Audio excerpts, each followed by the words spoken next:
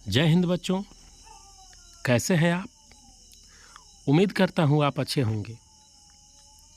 तो बच्चों, इस वीडियो में हम जानेंगे क्लास 10 के हिस्ट्री इतिहास के अध्याय 1 यूरोप में राष्ट्रवाद का उदय से संबंधित अति लघु उत्तरीय अर्थात 1 अंकीय प्रश्नों के उत्तर। तो आइए वीडियो को स्टार्ट करते हैं। पहला प्रश्न है, विश्वव्यापी प्रजातांत्रिक और सामाजिक गणराज्यों का स्वप्न राष्ट्रों के बीच संधि का चित्रण किसने किया। इसका आंसर होगा फ्रांसीसी कलाकार फ्रेडरिक सारियू ने 1848 ईस्वी में यह भाईचारे के प्रतीक के रूप में किया है। दूसरा प्रश्न है, 19वीं सदी के दौरान किसने एक ऐसी ताकत बनकर उभरा जिसने यूरोप के राजनीतिक और मानसिक जगत में भारी परिवर्तन ला दिया। इसका आंसर होगा राष्ट्रवाद।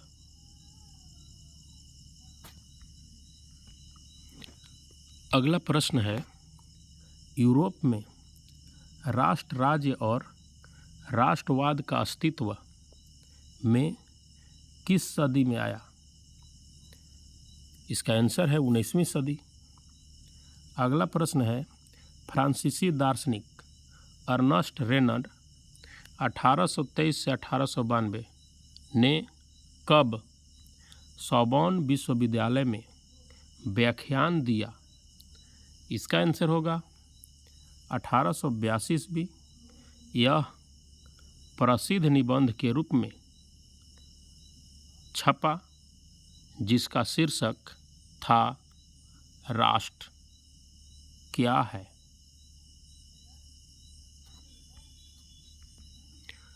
अगला प्रश्न है, सन 1789 ईस्वी में फ्रांस का संपूर्ण भूभाग पर किसका आधिपत्य था। इसका आंसर होगा निरंकुश राजा का।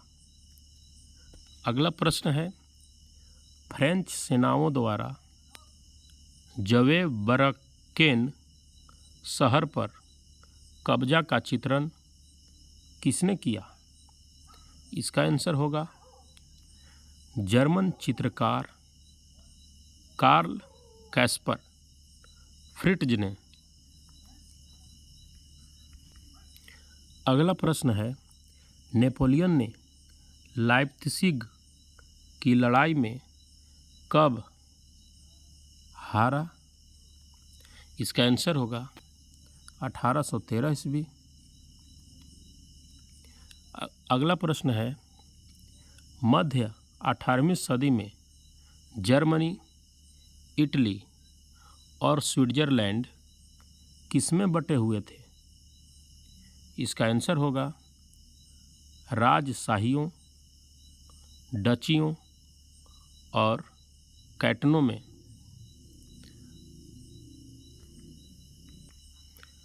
अगला प्रश्न है, हैब्सबर्ग साम्राज्य किस देश पर शासन करता था। इसका आंसर होगा ऑस्ट्रिया और हंगरी। अगला प्रश्न है, बोहेमिया के कुलीन वर्ग में सबसे ज़्यादा किस भाषा को बोलने वाले लोग थे। इसका आंसर होगा जर्मन भाषा। अगला प्रश्न है, हैब्सबर्ग साम्राज्य में लॉम्बार्डी और वेनेशिया किस भाषा के प्रांत थे। इसका आंसर होगा इतालवी। हंगरी में आधे लोग मैग्यार भाषा बोलते थे। अगला प्रश्न है, गालिसिया में कुलीन वर्ग कौन सी भाषा बोलते थे?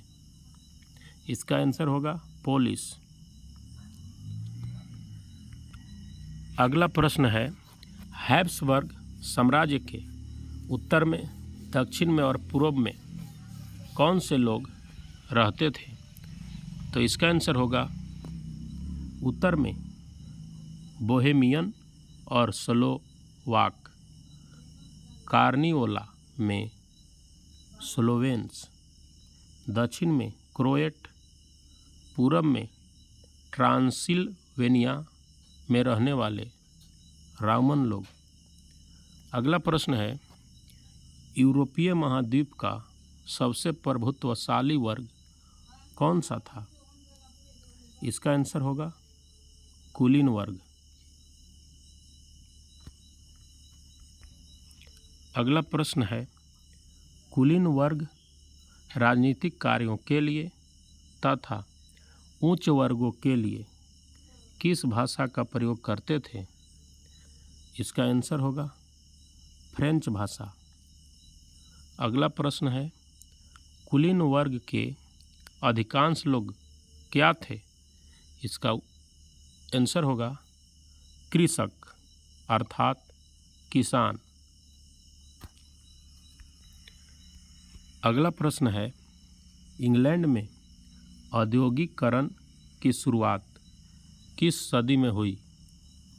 इसका आंसर होगा 18वीं सदी के दूसरे भाग में, फ्रांस और जर्मनी के राज्यों में 19वीं सदी में।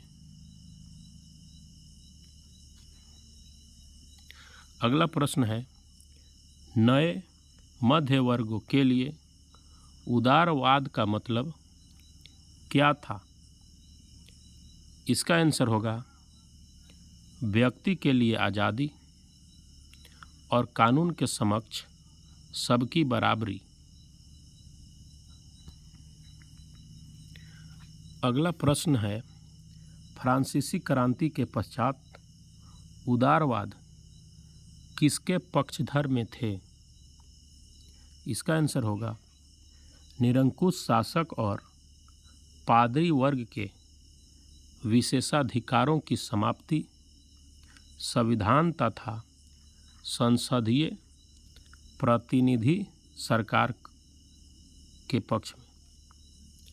अगला प्रश्न है, वोट देने के अधिकार को क्या कहा जाता है? तो बच्चों, इसे मताधिकार, राजनीतिक अधिकार कहा जाता है, अर्थात मताधिकार कहा जाता है।